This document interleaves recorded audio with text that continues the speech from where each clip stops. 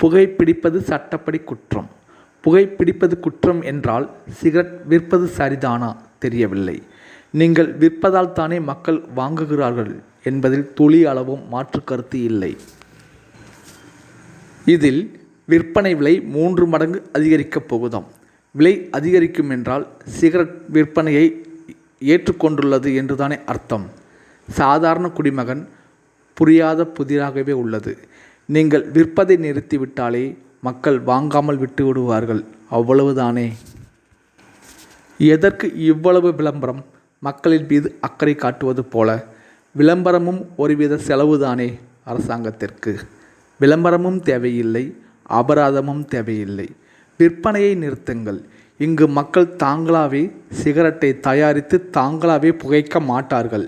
காலம் செல்ல செல்ல மக்களே மறந்து விடுவார்கள். தாழ்மையுடன் கேட்டுக்கொள்கிறோம். சிகரெட் விற்பனையை நிறுத்துங்கள், அது போதும்.